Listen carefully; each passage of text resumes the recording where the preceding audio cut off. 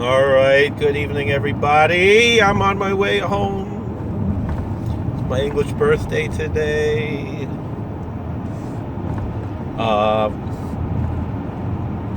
What did I want to talk about today?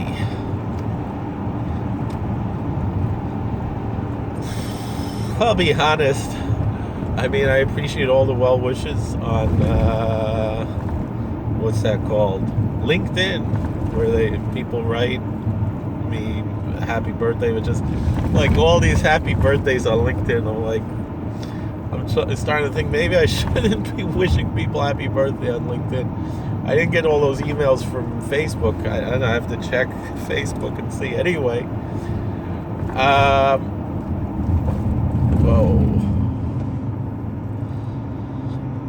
still thinking about trying to formulate this course that I'm working on, and it's about Hasidic Judaism. Anybody's interested in it, I can put you in contact with the folks who are providing this. I decided that I want to first, I'm going to present these videos in a different order, but I'm going to produce them in a different order than I'm presenting them. And I decided that before anything, I need the Berditchev. And so first things first, I have to make a video with the Berditchev.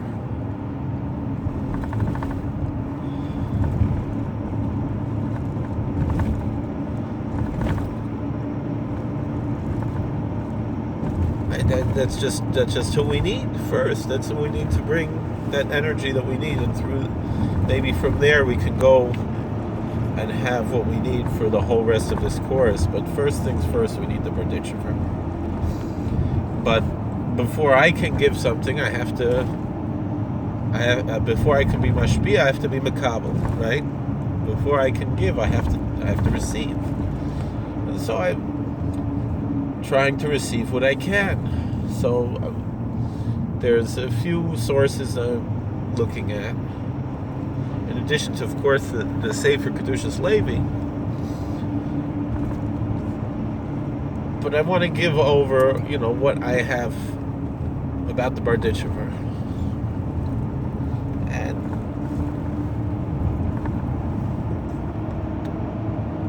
so I reviewed, of course,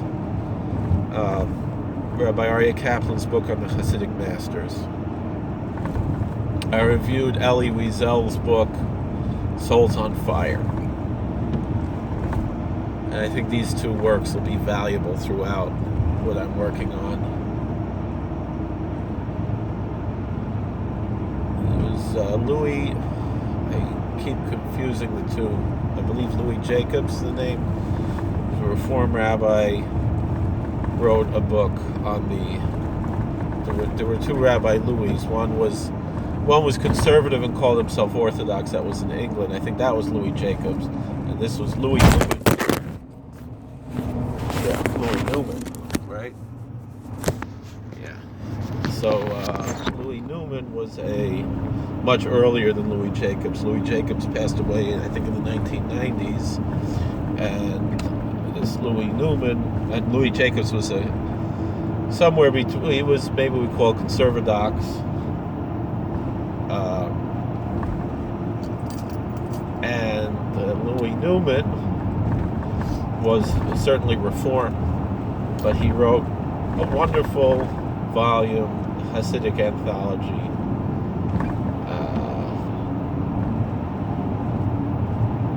And I've been looking into that as well, because specifically this course is specifically geared for people who are planning to be non-Orthodox rabbis. Now, someone might ask, well, why are you training or aiding in the training of non-Orthodox rabbis? And if I need to explain it to you, I think you don't know me.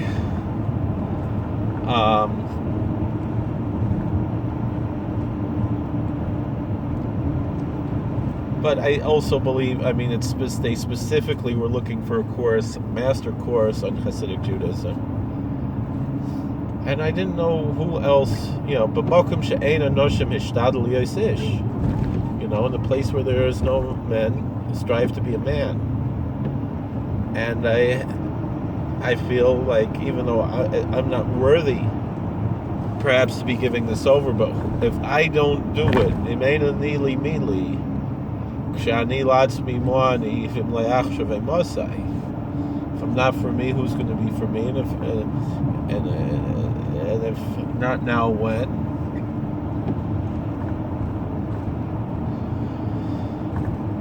If I'm for myself, what am I? And if not now, when? So I gotta work on this, and it's I gotta work on it. And I'm hoping I can give something over that will help these men and women in their ministry.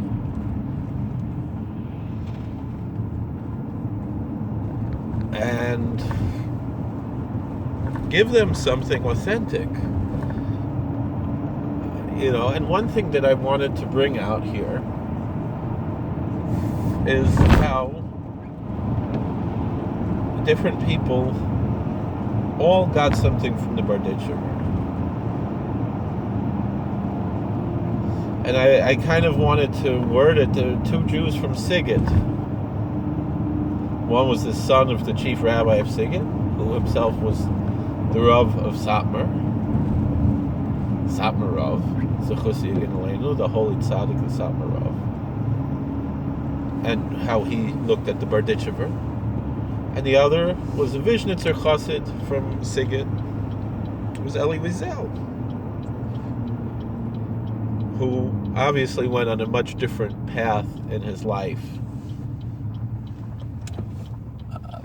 but still was inspired by this approach, and it stayed with him throughout his life, as much as he went his own way. Still deep down, he was always that Vishnitzer Chassid from Sighet. I mean, already in his time, his parents were already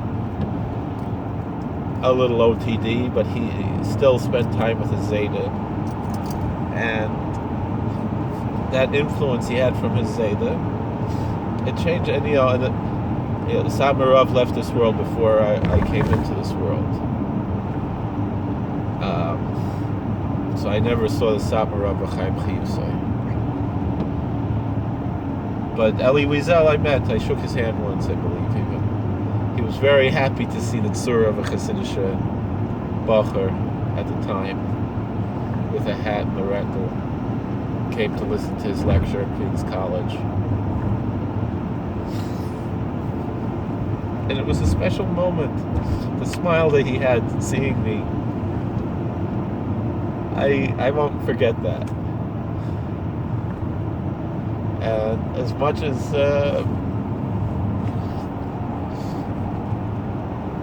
I feel I'm somewhat chaylik with this Jew, but I also feel a kesher with him. And his book, The Soul's on Fire, it's a fantastic book. He wrote it in French, actually. It was translated to English.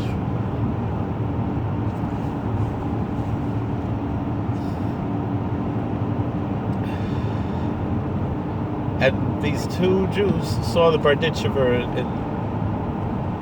in their own way.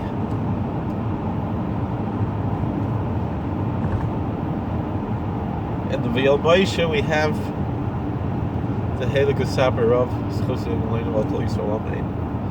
explain that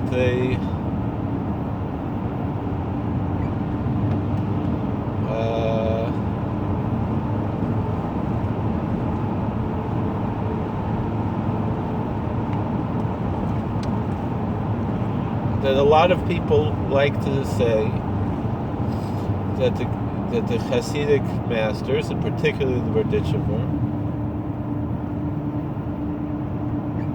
were very open-minded people and accepted everybody. Satmar Rav said we have to point out that when it came to Berditchever, so he said you could find many divrei kanoyas in the Kedushas Levi, and that the Berditchever was a big kanoy. He was a big zealot, just like Samarov. And he pointed that out. And he's right. You can't argue with him. You can't argue with what he's bringing there. Samarov is 100% right. The Kedushas Levi was a very big kanoi.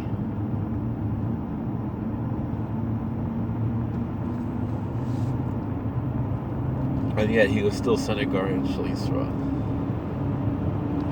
He was still our defense lawyer.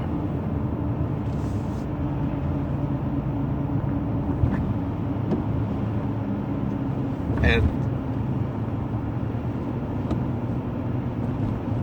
in a different vein, another Jew from Sighet, younger than the Samarov, Elie Wiesel. Much younger than the Samarov, 2 generations younger, I believe.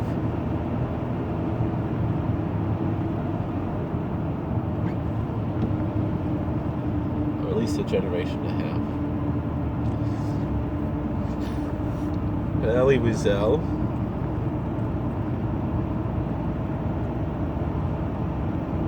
he said that the Berditchever was always his hero, and still is.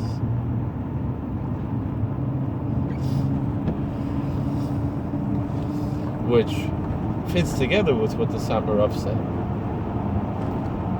Because the Berditchever, like Pinchas, was Mekane Kinnas Hashem Tzvakos. He was a hero. He is a hero. He remains a hero.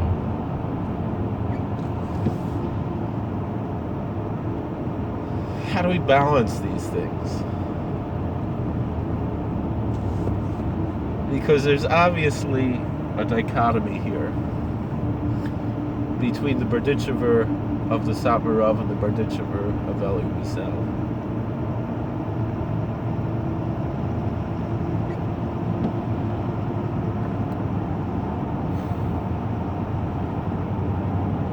And yet there was no dichotomy.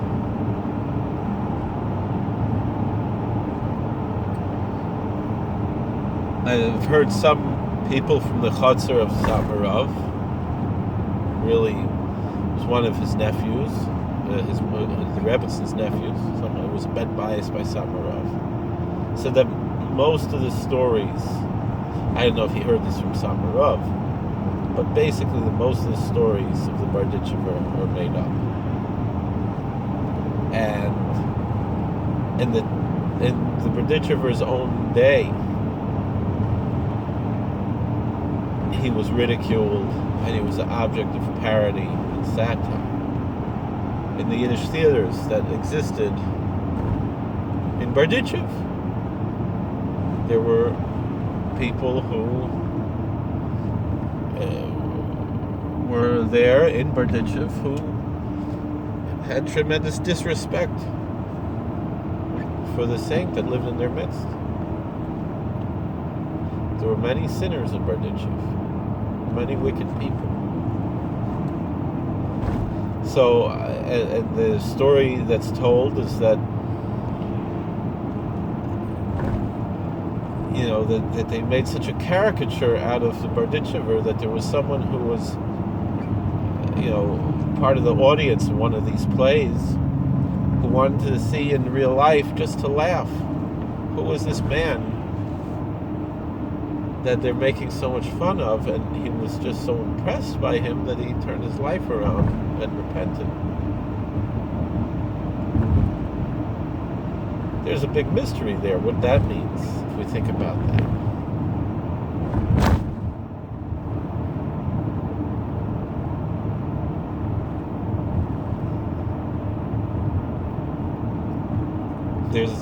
There's something holy there. I mean, I'll tell you, you know, I learned a lot about Judaism from books that were making fun of Judaism when I was a teenager and just starting to get interested in Judaism. So much of what I learned was in these types of books, and it drew me into Judaism. The ability to laugh at ourselves, there's a certain holiness in that.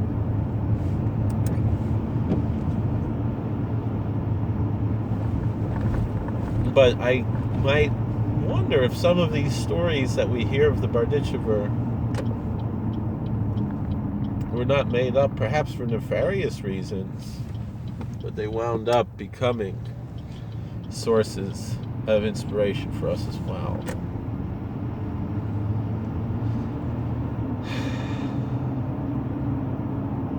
I remember how excited I was when I was in my late teens, learning in yeshiva in Yerushalayim, and I decided I needed a copy of the Kedushas Levi for my own. And I went to the Svarim store and I found a relatively inexpensive copy, and I was so proud holding it in my hand. And as I was walking back to yeshiva, I saw a man wearing talis and tefillin, loading up his car. A Hasidic Yid, Haredi Yid, with talis and tefillin on, and he's loading up his car. It's like a station wagon, I think. And the classic story that everybody tells, the archetypical story of the Berditchev, whether or not it happened historically doesn't matter. I always try to mention this story constantly. Was that, there was a Jew wearing talis and tefillin, and he was doing work, oiling the wheels, greasing the wheels on his wagon. And he had talis and tefillin on, and maybe he was still davening, but he was trying to chaperayim and daven and learn and work and do everything at the same time. And the typical response would have been, "Oh, look at this guy! How little regard he has for things that are holy. That he doesn't have any other time to pray. He couldn't have woken up 20 minutes earlier and got his davening done like a normal person." When Berditchev saw it, and he said, "Oh, Berditchev, look at your Jews, how holy they are. Even when they're working, they're davening."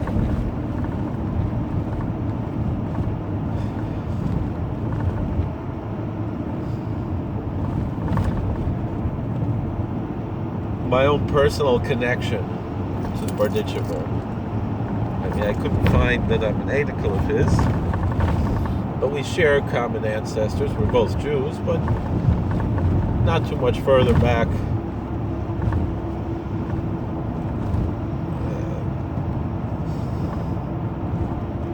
We had a common ancestor about 500 years ago. And some of my cousins that I found through marriage are Einiklach from the Berditchev. I believe some of my neighbors that I have here in White Lake are from that mishpacha. Liebermans.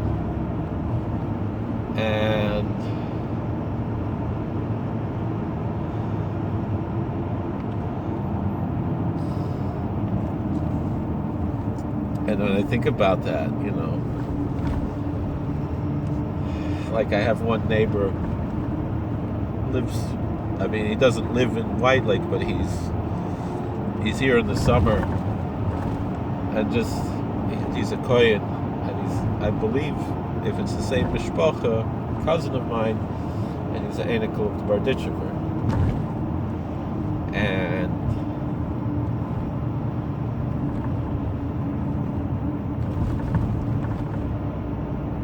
And you see it. In fact, I think we might have to mention that on Rosh Hashanah and Kippur if they come. How important they are to us.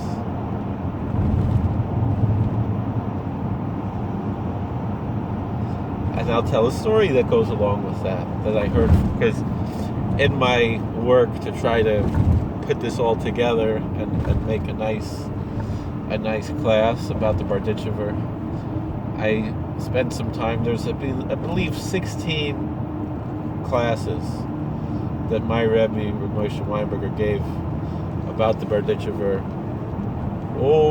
17 years ago. I was there for some of them.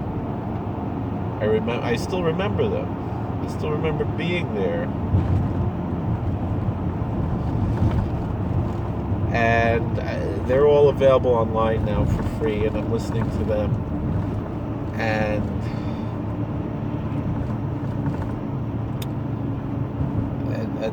Rabbi Weinberger, he told a story that by the Chofetz Chaim, I think he said he heard the story from Gamliel Rabinowitz, who I was zeicha to see a few times, a very special man, getting more and more popular now in Yerushalayim.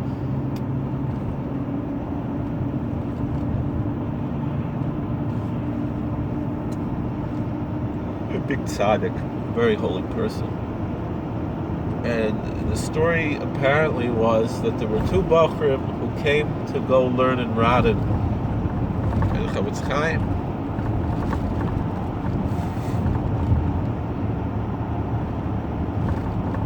And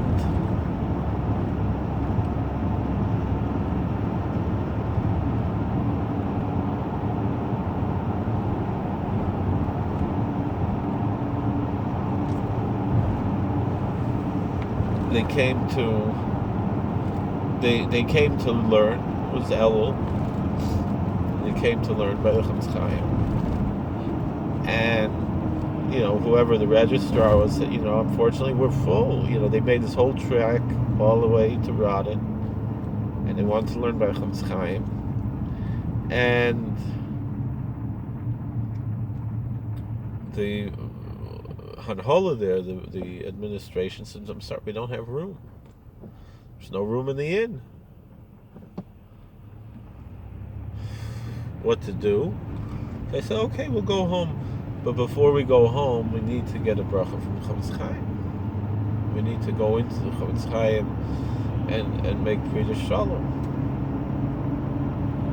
And they went to Chofetz Chaim. Chofetz Chaim spoke to him for a few minutes, and he called over the Hanhola. He said, it's unacceptable to not allow these boys to be here. They have to be here. We have no room. He said, they have to be here. We make room. We need these two boys here at the yeshiva. So then they asked, all right, so Chofetz Chaim, they had, of course, Yuras and Colliver for Chofetz Chaim. How? What do you want? How? What? Chofetz Chaim said, these boys are Einiklach. They're descendants. They're great-grandchildren of the Kedushas Levi, of the Berditchever. Maybe they were grandchildren, great-grandchildren probably. Maybe great-great-grandchildren of the Berditchever. Sanagoran Shel Yisrael.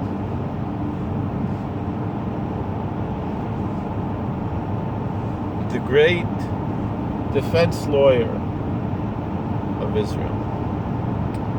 It's almost Rosh Hashanah. We need these boys in our minyan together with the yeshiva, so we should have a good year. These boys who are the grandchildren of the Berditchever, they're going to be our segula that we're going to have a good year. So we need them here. Chofetz Chaim was a Litvak. He wasn't Hasidish. He was a Chosid, but he wasn't Hasidish, right? But he understood who the Berditchever was. So I will mention, like I said, although I don't know myself to be an Einikl of the Berditchever, as far as I know, I do know that my ancestors met the Berditchever. So my holy ancestor, the Kruller of Reb Moshe Aryeh Kruller, who I named my son after him. He was the Rav in Krula in Hungary, and the Berditchever one time visited Hungary. There's other stories about that visit we'll share right after this story. And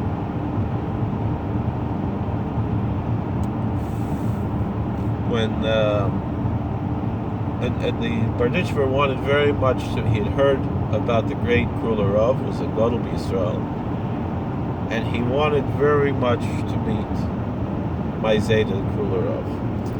Kruller Rav, he was very true to who he was, and he heard about this Hasidic movement, and he was a little afraid that maybe he's going to go in a different direction than Darchei Avos, than he was raised. And he didn't want to do that, but he heard the Berditchever was like a magnet drawing people toward him. So he was so afraid he jumped out the window to avoid meeting Berditchever.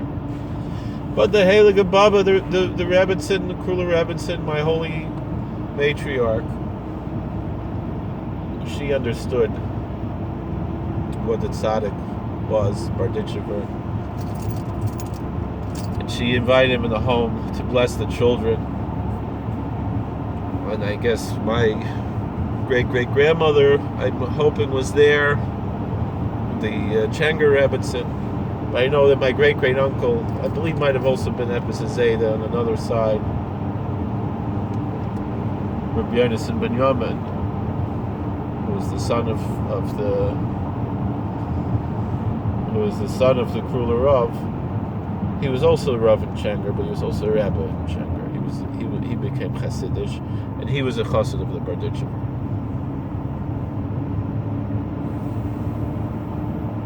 He was a Rebbe in Changer before the Jungreises came there, before the Menuchas Asher.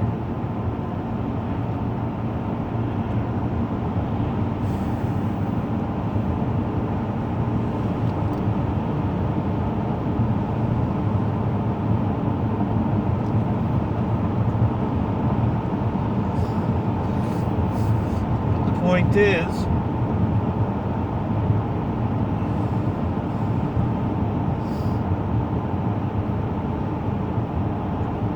that so then the Rebbetzin brought the Berditchever in to bench the children, and the Berditchever said to one of the Chassidim was there with him, one of the Gaboim, he said, "Einer von zwei geht sein von Insular.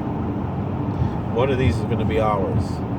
And that was Rabbi Yonasan ben Yamin, who became a big chassid of the Berditchever, and he became a Rebbe in his own right. He was my great-great-uncle going back.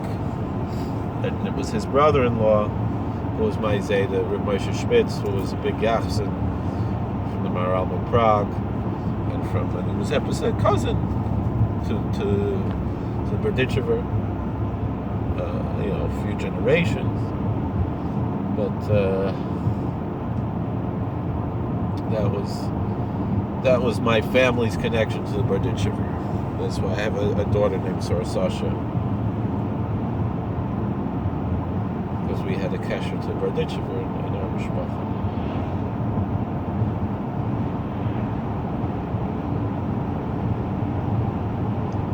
And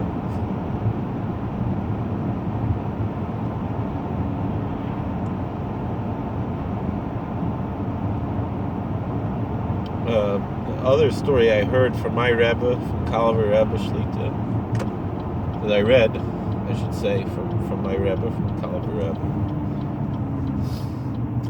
is that the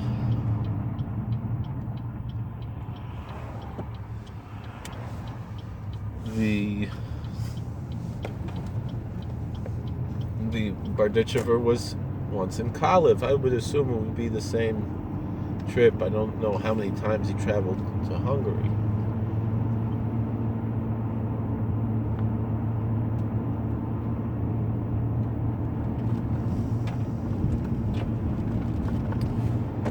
And the Berditchever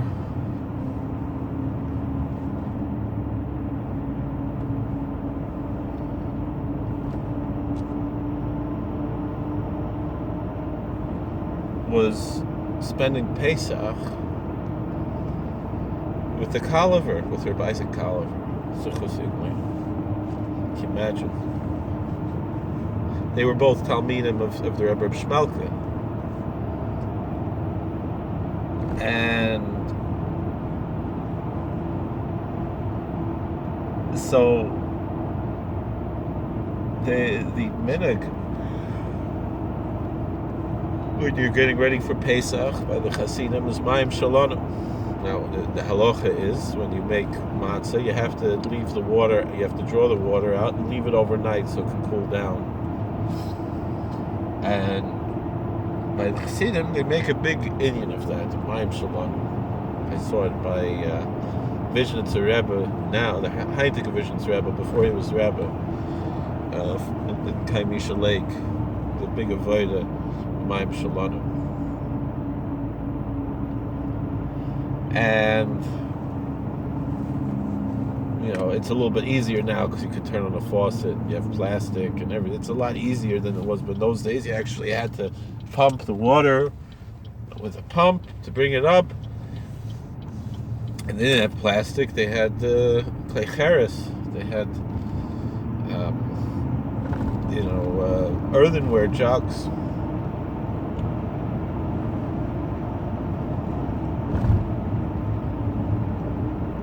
So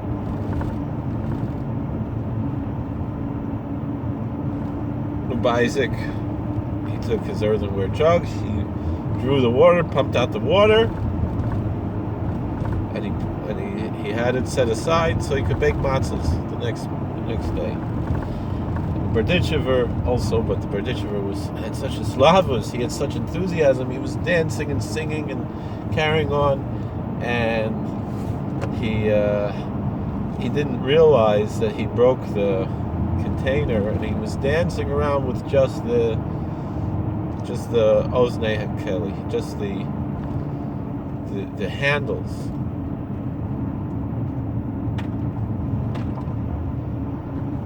Because he was in such spiritual ecstasy, he didn't realize that he broke the container, and the water was all over the floor, and it was just so excited to be involved in the mitzvah. And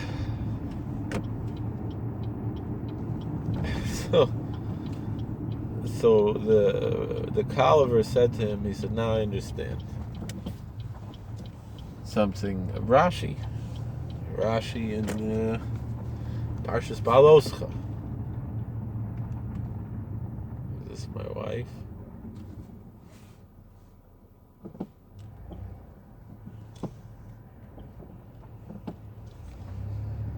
So Rashi said,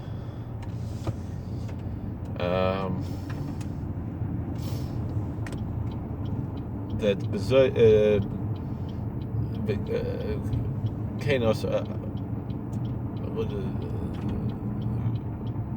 was it Aaron also Cain? What? No, that's not how it goes.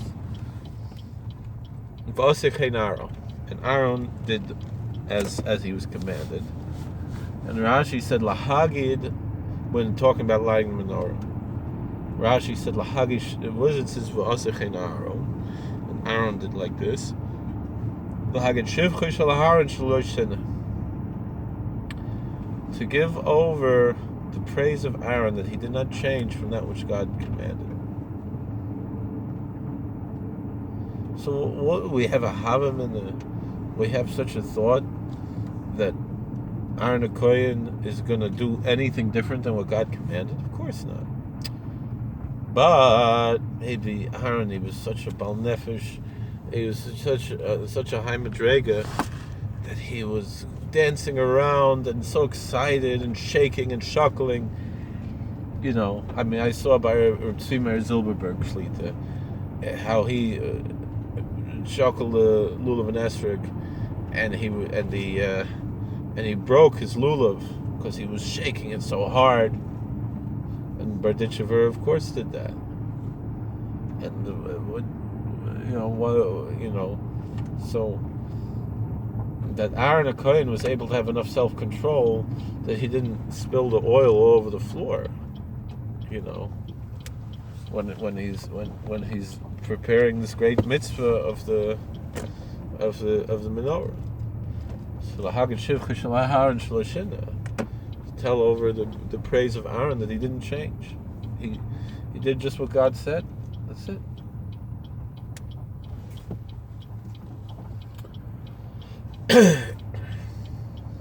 That's the story we have. Another tzaddik from Hungary was Rebbe Rod, and the story goes that the day that he came to Eretz Yisrael and escaped the Nazis was the Berditchev's yard site, and he did not, and he would make a Sudas Haidah every year, and the Sudas yard site for the Berditchev. I think there's literally $0 in the account. Yeah. Why? Because I'm out on the road. A bunch of